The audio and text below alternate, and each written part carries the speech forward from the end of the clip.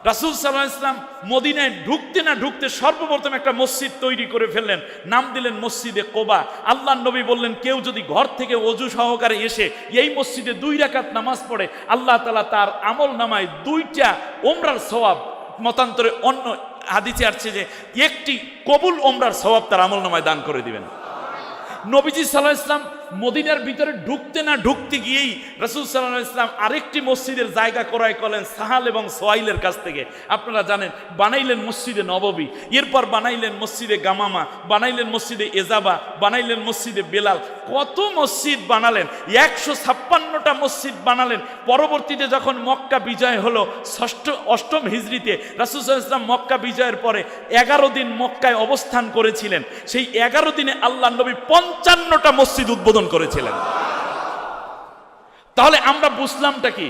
আমরা বুঝলাম সেটা হচ্ছে শুধু মসজিদের ইমামতি এবং মসজিদের বানানোর মধ্যে যত ক্রেডিট এটা থাকবে অবশ্যই দরকার, অবশ্যই দরকার। ঠিক তেমনই তার পাশাপাশি এই জমিনে যেন আল্লাহর কোরআন দিয়ে চলে সেই জন্য আত্মনিয়োগ করা। ইমাম সাহেবান জাতির সচেতনতা এবং কর্মদক্ষতায় দিক নির্দেশনাকারী, ইসলামের শ্রেষ্ঠত্ব এবং ইসলামের মাহাত্ম্যকে তুলে ধরার নিপুণ দায়িত্ব পালন করে যাচ্ছেন যারা, এবং মুয়াজ্জিন বৃন্দ রয়েছেন, সানি ইমাম সাহেবান, খতিব সাহেবান, সর্বোপরি আলেমদেরকে ভালোবাসেন যারা, সে মানের কিছু মুসল্লি বৃন্দ রয়েছেন। আমরা সকলে আল্লাহ তাআলা শুকরিয়া আদায় করছি, যিনি আমাদেরকে জীবনের একটি গুরুত্বপূর্ণ সময় আলেমদের সাথে, আলেমদের কাছে আল্লাহর ঘরে কাটাবার তৌফিক দান করেছেন। আমরা সবাই পড়ি আলহামদুলিল্লাহ। যখনই আলেমদের কথা আসে তখন আলেম আমরা যারা আছি আমরা একটা চিন্তা করি যে আলেমদেরকে ভালোবাসতে হবে। রাসূল সাল্লাল্লাহু আলাইহি ওয়াসাল্লাম বলেছেন যে আলেমদেরকে ভালোবাসো। তো এই ভালোবাসার আদি হাদিস যখন আমরা বলি তখন মনে করি কি সব মানুষ আমাকে ভালোবাসবে। বিষয়টি কিন্তু এরকম না। এর অর্থ হচ্ছে এই যে আপনি যদি আলেম হন তাহলে আপনিও অন্য আলেমকে ভালোবাসবেন। এখন এই হাদিসের এই দূরত্ব, বুঝের দূরত্বের কারণে আমরা আলেমরা কোনো ক্ষেত্রে একটু দূরত্ব হয়ে গিয়ে সাধারণ মানুষকে বলি কি যে এই আলেমকে কিন্তু ভালোবাসতে হবে, অথচ পাশের মসজিদের ইমামের সাথে ওনার কিন্তু একত্রে মহব্বত হচ্ছে না। অথচ উচিত ছিল এই আলেম হিসাবে ওই আলেমকেও আমার মহব্বত করা। কুন আলেমা, তুমি আলেম হও, আও মুতাআল্লিমা, অথবা তুমি আলেমের ছাত্র হও, আও মুস্তামিআ, অথবা তুমি আলেমের কথা শোনো, আও মুহিব্বা, অথবা আলেমকে তুমি ভালোবাসো। সুবহানাল্লাহ, 4টা অপশন। আলেম হও, আলেমের ছাত্র হও। এখানে মুসল্লিরা সবাই তো আলেমের ছাত্র, কারণ আলেমের সাথেই তো তারা লেখাপড়া শিখে যতটুকু দিন শিখেছেন আলেমের কাছ থেকে শিখেছেন। অথবা বলা হলো যে আলেম যা বলে তা তোমরা শুনতে থাকো, আমল করতে থাকো। এটাও যদি না পারো তাহলে ভালোবাসো।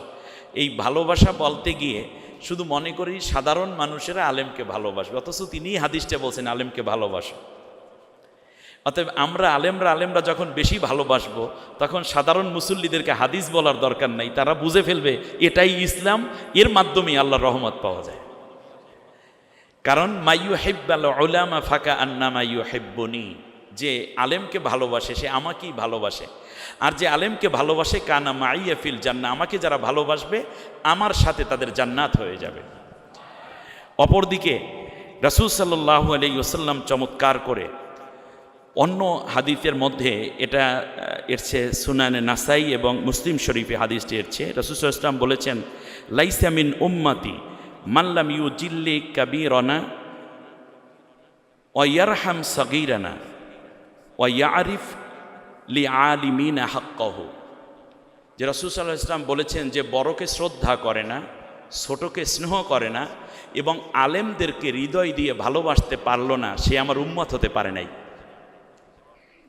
তা আলেমকে ভালোবাসা শুধু নবীর সুন্নাহ নয়, নবীর নির্দেশ নয়, বরং যদি কোনো ব্যক্তি আলেমকে না বাসে তাহলে সেই ব্যক্তি নবীর উম্মত থাকে না। আমাদের মধ্যে বড় রকমের দ্বন্দ্ব দেখা দিয়েছে, কারণ আপনার মসজিদের ইমাম সাহেব এক তরিকা, আর এক মসজিদের ইমাম সাহেব আর এক তরিকা। এই তরিকার লোককেই কেবল আপনি ভালোবাসেন, তিনি যে একজন আলেম সেই হিসেবে ভালোবাসাটাও বন্ধ করে দিয়েছেন। কোনো মুসল্লি যদি এরকম থাকেন তাহলে কিন্তু আপনি নবীর উম্মতের খাতা থেকে নাম কাটা যাচ্ছে।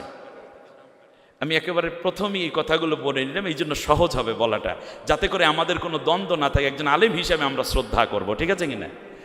এবং রাসূল সাল্লাল্লাহু আলাইহি ওয়াসাল্লাম বলেছেন যে ওয়ালা তাকুন খমেসা, তোমরা 5 নম্বর হইও না, অর্থাৎ আলেমের সাথে শত্রুতা করো না। হয়তো আলেম হও, না হয় আলেমের তালিমে যাও, অথবা আলেমের কথা শোনো, অথবা আলেমকে মহাব্বত করো। এই 4টা পর্যন্ত পজিটিভ। একটা নেগেটিভ, সেটা হচ্ছে কোনোদিন তোমরা আলেমকে গালিগালাজ করো না, আলেমকে শত্রু পোষণ করো না, মিথ্যা মামলা দিয়ে কোনো আলেমকে অত্যাচার করো না, আলেমকে গীবত করো না, আলেমকে কখনো কষ্ট দিয়ে নির্যাতন করো না। তাহলে ফাতুহলিকু, আমি নবী বলে গেলাম তুমি ধ্বংস হয়ে যাবে, তুমি আমার উম্মতের মধ্যে নাই। এমন একটি বড় মাজলিসে আমার মতো ক্ষুদ্র এক আল্লাহর গোলামকে আপনারা দাওয়াত দিয়ে আমাকে ধন্য করেছেন। আমি চিরকৃতজ্ঞ এবং আপনাদেরকে আমি স্মরণে রাখব। হাজারো আলেমের এই আঙিনায় আমার মতো ছোট্ট একজন ওবাইদকে আপনারা সম্মানিত করেছেন। আকরামাকুমুল্লাহ কামা আকরামতানি। হযরতে ইমাম আবু হানিফা রাহিমাহুল্লাহ চমৎকার করে বলতেন, ওহিব্বুস সালিহিনা ওয়ালাস্তু মিনহুম লাআল্লাল্লাহা ইয়ারযুকনি সালাহা। আমি আবু হানিফা রাহমাতুল্লাহ বলতেন, আমি নেককারদেরকে ভালোবাসি, যদিও আমি নেককার এবং মর্যাদাপূর্ণ মানুষ হওয়ার যোগ্যতা সম্পন্ন নই, তবে আমি আশা করি যেহেতু আমি নেককারদেরকে, আলেমদেরকে এবং কোরআনওয়ালাদেরকে ভালোবাসি, এর বরকতে আল্লাহ কিয়ামতের দিন তাদের সাথে আমার জান্নাত তৌফিক করে দিবেন। সুবহানাল্লাহ। আমিও আজকে দোয়া করছি, আজকের এই মকবুল মকফুর এক মজলিসে, মুনাওয়ার এক আয়োজনে আপনাদের মতো নেককারদের সাথে আল্লাহ আমাকে শামিল করেছেন। যেমন আল্লাহর ঘরে আল্লাহ যেন কিয়ামতের দিন আপনাদের সাথে একত্রে আবার জান্নাতে একত্রে থাকার মতো তৌফিক নসিব করে দেন। সম্মানিত মুরব্বিয়ানে কেরাম রয়েছেন এবং ইয়াংরা রয়েছেন। আজকে আমাকে যারা রিসিভ করেছে সবাই ইয়াং। আজকের তারা হয়তোবা কোনো মসজিদের সানি ইমাম অথবা ইমাম, আগামীকালকে এই জাতির ইমাম হবেন তারা ইনশাআল্লাহ। সম্মানিত উপস্থিতি, প্রিয় ভাইয়েরা, ইমামদের প্রোগ্রাম আল্লাহ রাব্বুল আলামিন কোরআনের মধ্যে চমৎকার করে বলেছেন যে আমি ফেরেশতা এবং মানুষের মধ্য থেকে পছন্দ করে আমার দ্বীনের কিছু দায়িত্ব পালনের সুযোগ করে দিয়েছি। সূরা হাজের 75 নম্বর আয়াতে আল্লাহ তাআলা বলছেন, আল্লাহু ইয়াসতাফি মিনাল মালাইকাতি রাসূলা ওয়া মিনান নাস আল্লাহু সামিউম বাসীর। আল্লাহ তাআলা বলছেন যে আমি ফেরেশতাদের মধ্য থেকে এবং মানুষের মধ্য থেকে আমার কোরআনের যে বাণী পৌঁছানোর দায়িত্ব সিলেক্ট করে ইস্তফা করেছি। ইস্তফা মানে তো আপনারা অবশ্যই বোঝেন, মানে অনেকের মধ্য থেকে চুজ করে নিয়ে আসা, সিলেক্ট করা, চুজ করা, পছন্দ করা, এটাকে বলে ইস্তফা। তাহলে আল্লাহ তাআলা মানুষের মধ্য থেকে এবং ফেরেশতার মধ্য থেকে কোরআনের জন্য কাউকে কাউকে কবুল করেছেন। তাহলে আমরা যে ইমাম হয়েছি, মসজিদের খতিব হয়েছেন আপনারা, এটা কি আপনার পছন্দে না আল্লাহর পছন্দে? রাইট। এজন্য আল্লাহ তাআলা অন্য আয়াতের মধ্যে বলেছেন, সুম্মা আওরাসানাল কিতাবাল্লাযীনা ইসতাফাইনা মিন ইবাদিনা। আমার বান্দাদের মধ্য থেকে কতিপয়কে আমি আল্লাহ তাআলা কোরআনের জন্য কবুল করেছি, কিন্তু তারা 3 দলে বিভক্ত হয়ে গেছে। আজকে আমাদের চিন্তা করার বিষয় হচ্ছে আমি কোন দলে আছি। ফামিনহুম যালিমুল লিনাফসিহি, আমি কোরআন দিলাম, কোরআন পাইল, ইমামতির দায়িত্ব পাইল, সমাজের নেতৃত্বের দায়িত্ব পাইল, কিন্তু এইগুলো পাওয়ার পরেও তারা জালেম হয়ে গেল। এই জালেম হওয়ার উদ্দেশ্য হচ্ছে যে তারা কোরআনের হক আদায় করে কথা বলছে না, অথবা তারা কোরআনের হক আদায় করে কাজ করছে না, অথবা সত্যকে চাপিয়ে গিয়ে কখনো কখনো মিথ্যার জন্য সাপোর্ট করে যাচ্ছে, অথবা নিজে যা বলে তা নিজে আমল করে না। এরকম 5টা বৈশিষ্ট্যের কথাই তাফসিরে এসছে। তাহলে বোঝা যায় ওহী পাওয়ার পরেও, এত বড় নেয়ামত পাওয়ার পরেও কেউ কি হয়ে গেল? জালেম হয়ে গেল। অমিনহুম মুক্তাসিদ, এর মধ্যে কেহ আছে এরকম যে তারা মধ্যম পন্থা অবলম্বন করলো। মধ্যম পন্থা মানে হচ্ছে এই যে তারা সব মিলিয়ে ঝিলিয়ে চলে। তবে আমার মনে হয় বাংলাদেশের প্রেক্ষাপটে ইমামরা হচ্ছেন সবচেয়ে বড় মিলিয়ে চলার এক শ্রেণীর মানুষ। তার কারণ হচ্ছে ডানে আওয়ামী লীগ, বামে বিএনপি, সামনে জাতীয় পার্টি, ওই কোনায় জামাত ইসলামী, ওই কোনায় হলো চরমনাই, ওইখানে সরসিনা, কেউ জোরে জিকির, কেউ আস্তে জিকির। তবলিগের জামাতের লোকেরা মসজিদে হাজির হয়ে গেছে, আটরশি আলারা মাইক বাজাইতে আছে। তার মধ্যেও 13 বছর ধরে মসজিদের এমামতি কইরা যাইতে আছে, তার এমামতিতে কোনো অসুবিধা হয় নাই। এর মানে হচ্ছে হিকমা কাকে বলে, কত প্রকার হিকমত আছে। যদি শিখতে চান তাহলেই ইমাম সাহেবকে দেখেন, দেখবেন যে সবাইকে নিয়ে মিলাইয়ে কত সুন্দর করে চলে। সুবহানাল্লাহ। অতএব ইমাম সাহেবকে আল্লাহ তাআলা আরো হিকমত বাড়াই দেন। এটাকে আল্লাহ তাআলা বলছেন যে ওরা হচ্ছে মুক্তাসিদ। আরেক দল আছে অমিনহুম সাবিকুম বিল খৈরাতি বিইذনিল্লাহ। আরেক দল আছে এইরকম যে তারা চাকরি টেকানোর চিন্তায় বসে নাই, বরং আল্লাহর কোরআন নিয়ে সামনে চলার জন্যই তারা সবচেয়ে বেশি প্রতিজ্ঞাবদ্ধ, এবং কোরআনকে বিজয় করার জন্যই তারা বেশি নিজেদেরকে প্রতিষ্ঠিত করেছে। আল্লাহ রব্বুল আলামিন বলতেছেন, শোনো, এর মধ্যে একটা কথা আছে যে যালিকাল ফাদলু কাবীর, এই যে যারা সামনের দিকে এগিয়ে আসলো, এটা কিন্তু বড় একটা করুণা, আমি আল্লাহর বড় একটা দয়া তাদের উপর পড়েছে, তাদের জন্য রয়েছে জান্নাত। আর যারা এই মিলেমিশে চললো তাদের জন্য আমি আল্লাহর কাছে একটা যাজা থাকবে। তবে যারা একেবারে উল্টোপাল্টা হয়ে গেছে তারা জালেম হয়ে গেছে। আল্লাহ আমাদেরকে হেফাজত করুন, সবাই বলেন আমিন। সম্মানিত ভাইরা, এরপরে আল্লাহ রব্বুল আলামিন আলেমদের একটা চমৎকার কথা বলেছেন। আমার আগে খুব সম্ভব একজন ক্যান্ডিডেট কথা বলছিলেন, তাই না? তো আমি যেই কথাটা বলবো তা হচ্ছে, আগে আমাকে চেনা দরকার, আমি কি। আপনারা বলেন বাংলাদেশের জাতীয় পাখির নাম কি? দোয়েল। দোয়েল কিন্তু জানে না সে নিজে জাতীয় পাখি। দোয়েল কি জানে? জানে না। ঠিক ঢাকা ইউনিভার্সিটির এই যে, এখন বলেন তো দেখি, এই যে জাতীয় পাখির 2টা পাখি আছে, নাম দিয়েছে দোয়েল চত্বর। ইউনিভার্সিটিতে আছে কি দোয়েল চত্বর, 2টা বড় বড় দোয়েল পাখি আঁকায়, একটা উত্তর দিক মুখ করে আর একটা দক্ষিণ দিক মুখ করে। আপনারা অনেকে দেখেছেন। আমি মাঝে মাঝে দেখি দোয়েল পাখি ওইটার উপরে লাফায় আর পায়খানা করে। ওর নামে যে দোয়েল চত্বর আছে, ও দোয়েল পাখি কি জানে? 2 টাকার নোটের মধ্যে দোয়েল পাখির কিন্তু ছবি দেয়া আছে, সে কি জানে? জানে না।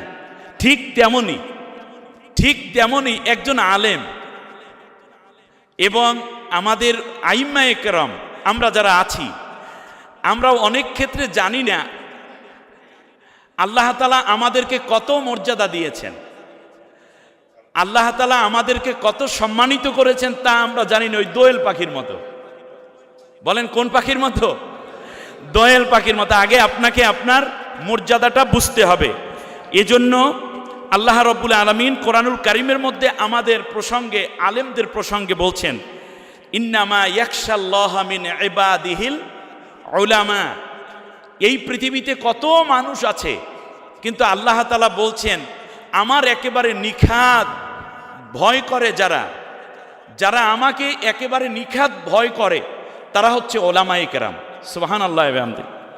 এখন এই যে ভয় করার জায়গাটা কোথায়? আমরা কিন্তু অনেক সময় শুধু ভয় বলতে বুঝি কি, যে মনে হয় রাত্রে তাহাজ্জুদ পড়ে হুজুরে, আলহামদুলিল্লাহ, উলামায়ে কেরাম তো তাহাজ্জুদ গুজার, অনেকেই অভ্যস্ত আছেন আপনারা তো।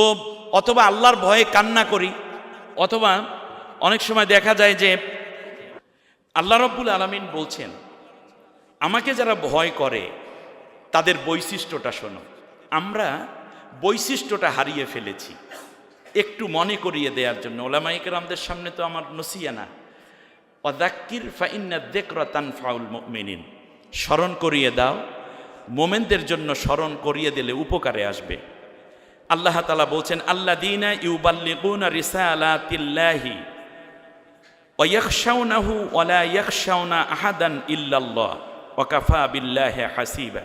সূরা আহজাবের 39 নম্বর আয়াতে আল্লাহ তাআলা বলছেন, ওই সমস্ত মানুষ যারা আমি যেই কিতাব নাজিল করেছি, যারা আল্লাহর কোরআনের কথাকে পৌঁছে দিতে কোনো ভয় করে না, এবং এই ক্ষেত্রে কেবলমাত্র তারা আল্লাহর কাছে জবাব দিতে হবে এই ভয়টাই করে।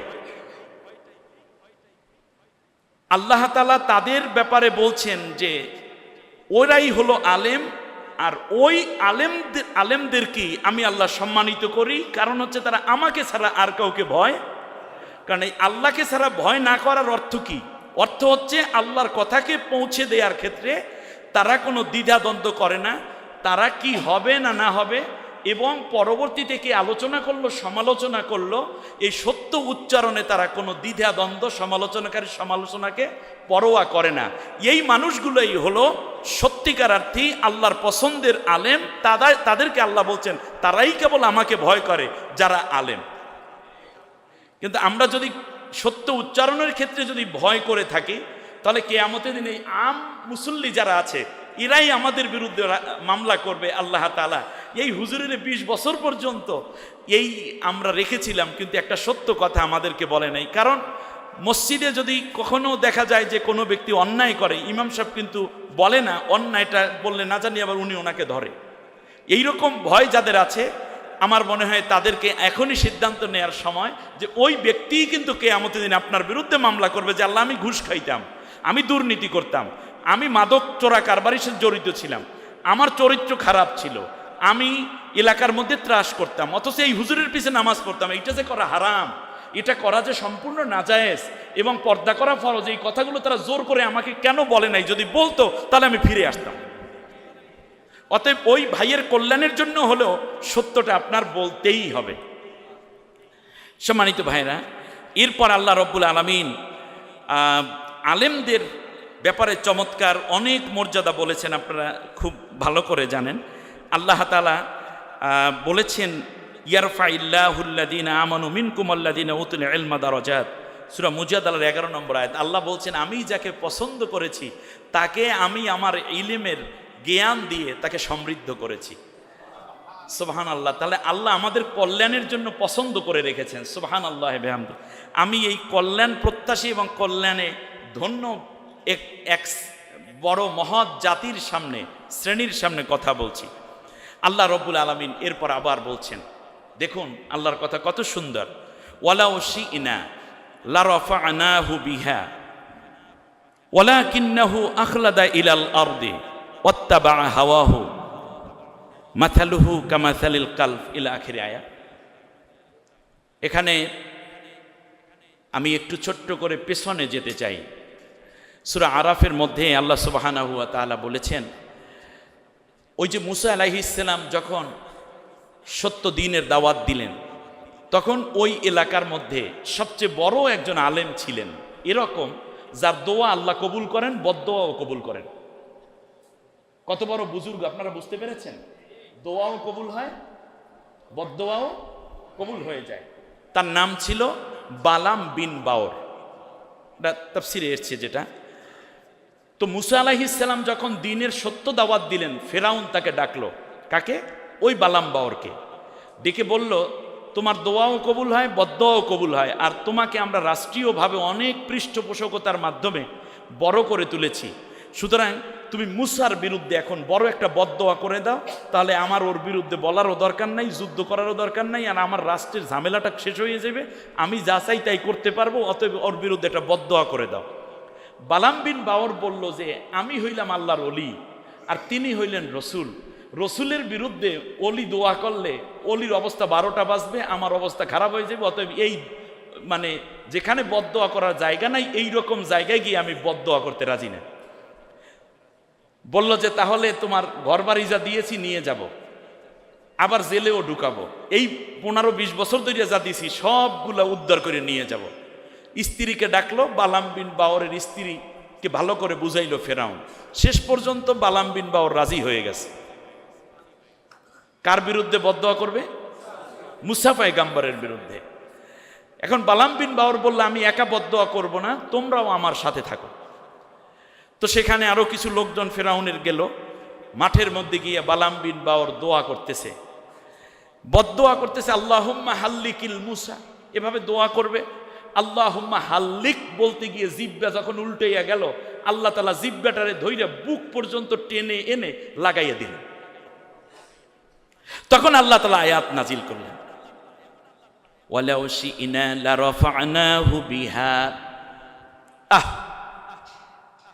আল্লাহ তাআলা বলছেন এই বালাম বিন বাওরের কারামতি, তার মর্যাদা যদি দ্বীনের পথে হতো, ইসলামের পথে হইতো, শুধুমাত্র সে একটু কুতুবগিরি করবে আর ফেরাউনের রাষ্ট্রীয় সভা থেকে কিছু হালুয়া রুটি খাইবে, এইটা না হইয়া সে যদি সত্য পথে আসতো, তাহলে আমি আল্লাহ তাআলা তার মর্যাদা আরো বাড়িয়ে দিতাম। ওহীর কারণে, নবীর সোহবাতে থাকার কারণে, নবীর ইজ্জতের কারণে বালাম বিন বাওরের মর্যাদা আমি আল্লাহ আরো বাড়াই দিতাম। কিন্তু সে করলো কি? আখলাদাহু ইলাল আরদ, সে জমিনের দিকে, ওয়ালাকিন্নাহু আখলাদা ইলাল আরদি ওয়াত্তাবা হাওয়াহু, কিন্তু সে জমিনের দিকে ঝুঁকে পড়লো, সে আর আল্লাহর ওহীর দিকে তাকাইলো না। আল্লাহ রব্বুল আলামিন কি বললেন, নবী কি বললেন, রসুল কি বললেন, সেই দিকে না তাকাইয়া দুনিয়ার ভোগ বিলাসিতা এবং সামান্য কিছু পাওয়ার জন্য সে যখন এই কাজটা করলো, মাসালুহু কামাসালিল কালব, আমি আল্লাহ তাকে কুকুর বানাইয়া দিলাম, আর তার উদাহরণও হইল কুকুরের মতো। সম্মানিত ওলামায়ে কেরাম, আমাকে আপনারা মাফ করবেন, আপনারা ওয়ারাসাতুল আম্বিয়া, রাসূল সাল্লাল্লাহু আলাইহি ওয়াসাল্লাম বলেছেন কি চমৎকার করে, ইন্নাল উলামা ওয়ারাসাতুল আম্বিয়া। সুবহানাল্লাহ। আলেমগণ হচ্ছে নবীর ওয়ারিস, নবীদের ওয়ারিস। ওলামাও বহুবচন আর আম্বিয়াও বহুবচন, সমস্ত নবীদের ওয়ারিস ওলামায়ে কেরাম। এরপর আল্লাহ তাআলা নবী বলেছেন, ওয়া ইন্নাল আম্বিয়া লাম ইউওয়ারিসু দীনারাও ওয়ালা দিরহামান ইন্নামা ইউওয়ারাসুল ইলমা। মনে রাখবে, কোন নবী তার দিনার কিংবা দেরহামের ওয়ারিস বানান না, বরং আল্লাহর যে ওহী কোরআন অথবা তাওরাত, ইনজিল, জাবুর অর্থাৎ আসমানি কিতাব যুগে যুগে যা আছে এইগুলোর ওয়ারিস বানাইয়া থাকেন। সুতরাং আমাদের ওয়ারিস, আমাদের মর্যাদা, আমাদের রফাউল ইজ্জাত হচ্ছে আল্লাহর কোরআনের কাছে থাকা, কোরআন অনুযায়ী চলা, কোরআনের সত্য কথা মানুষের কাছে পৌঁছানো। আর না হলে আমরা জমিনের দিকে ঝুঁকে পড়ে বালাম বিন বাওরের মতো নির্যাতিত, নিপীড়িত, নিগৃহীত, সর্বোপরি ঘৃণিত অবস্থায় পড়ে যাব। কারণ ইজ্জত দেওয়ার মালিক কে? এবারে আসেন, আমরা জান্নাতে যেতে চাই, তাই না? সোজা ভাবে বলি, এই যে জান্নাত, জান্নাতটা কোন দিকে? নিচে না উপরে? উপরের দিকে। আর জাহান্নাম নিচের দিকে। জান্নাতে যদি যেতে হয়, তাহলে ওই জান্নাত থেকে আল্লাহ রব্বুল আলামিন একটা রশি ফালাইছেন। সেই রশিটার নাম হাবলুল্লাহ। ওটা কার রশি? আল্লাহর রশি। আল্লাহ তাআলা বললেন, ওয়াতাসিমু বিহাবলিল্লাহি জামিয়া। তোমরা সবাই এই আয়াত জানেন, এরকম কোন ইমাম সব বাংলাদেশে পাবেন? ওয়াতাসিমু বিহাবলিল্লাহি, এর পরের কি?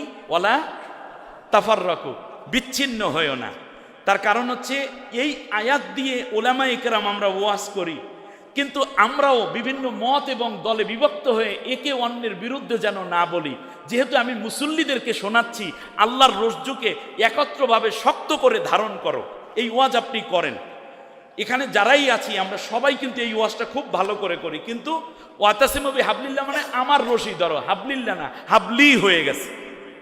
আমার রশি ধরো, আমার তরিকার রশি ধরো, আমি যেটা করি সেইটা ধরো না, বরং হাবলুল্লাহ আয় আল কোরআন। হাবলুল্লাহ মানে কি? এর দুনিয়ার সব তাফসীর এক লিখেছে, হাবলুল্লাহ মানে আল্লাহর রশি।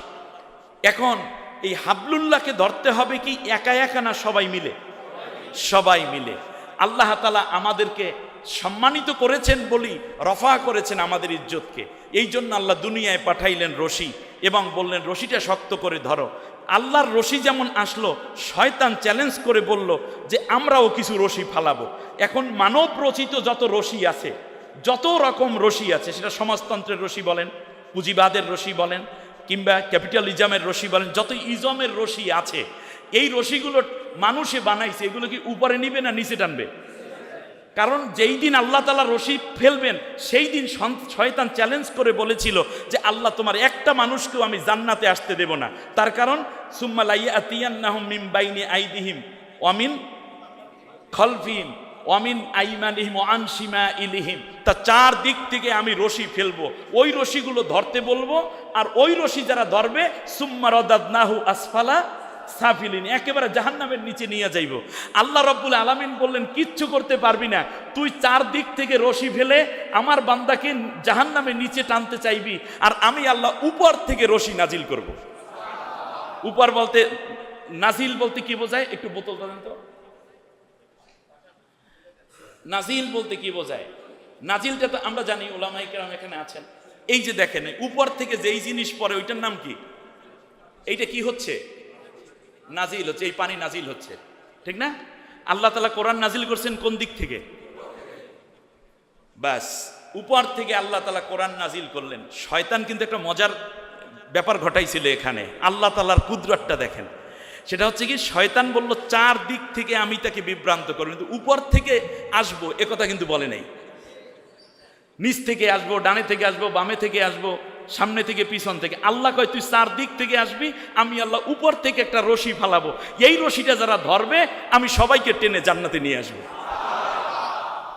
সুবহানাল্লাহ। আজকে আমরা আল্লাহর রশি কতটুকু ধরেছি? সম্মানিত জ্ঞানী উলামায়ে কেরাম, আমি আর এই জায়গাটায় আপনাদেরকে বিরক্ত না করে বেসিক কিছু কথা একেবারে আমাদের যা পড়া দরকার সেটাই, যেমন ওমর রাদিয়াল্লাহু তাআলা আনহু রাসূল সাল্লাল্লাহু আলাইহি ওয়াসাল্লামের রেফারেন্সে বলেছেন, ইন্নাল্লাহা ইয়ারফাউ বিহাদাল কিতাবি আকওয়ামা ওয়া ইয়াদাউ বিহি আখিরিন। আল্লাহ তাআলার নবী বলেছেন, এই রশি যারা ধরবে, এই কোরআনের কথা যারা বলবে, কোরআনের পথে যারা চলবে, আমি আল্লাহ তাআলা তাদেরকে সুউচ্চ মর্যাদায় উন্নীত করে দেব।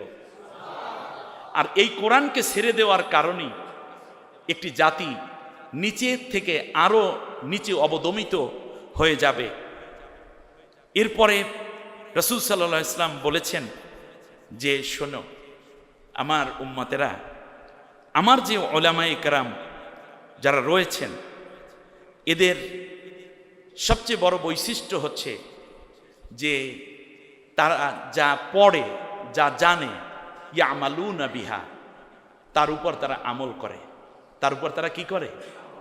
আমল করে।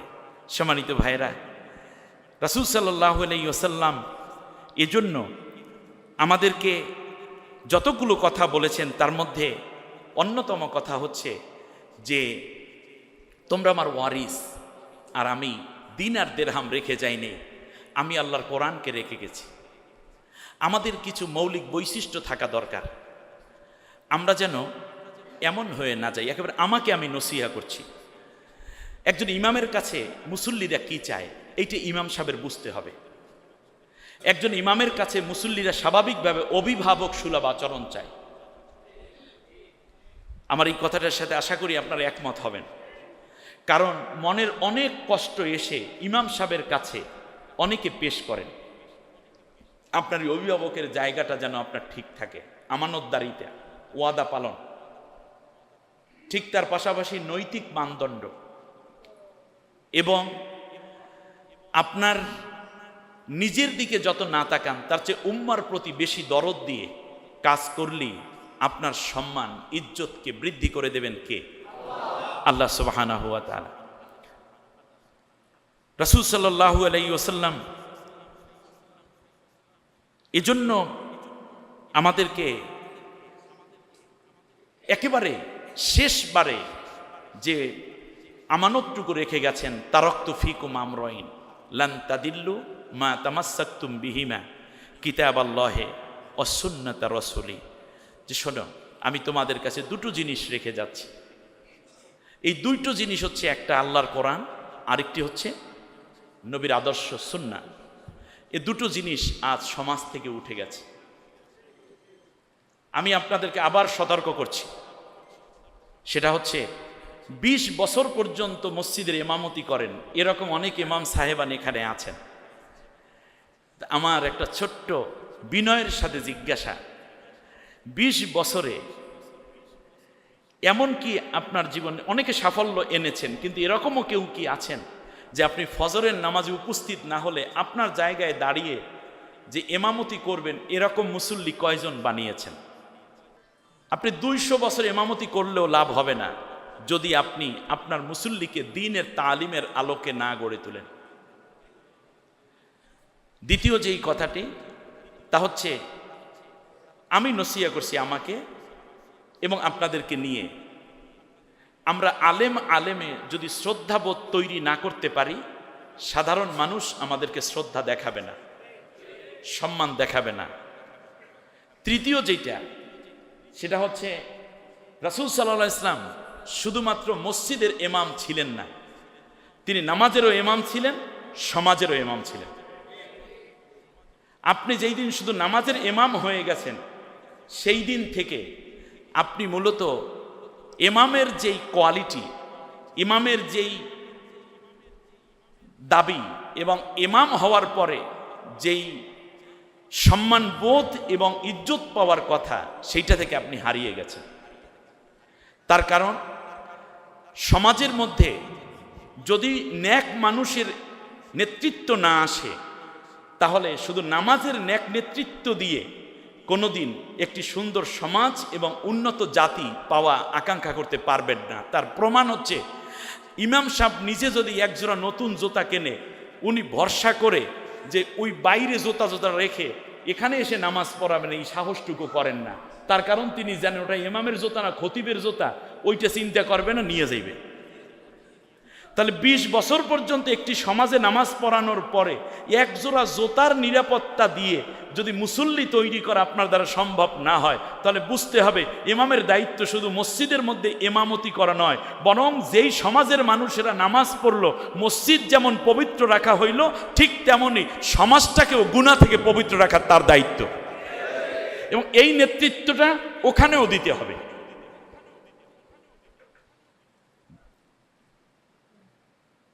পারস্পরিক মহাব্বতকে বৃদ্ধি করতে হবে। তার কারণ হচ্ছে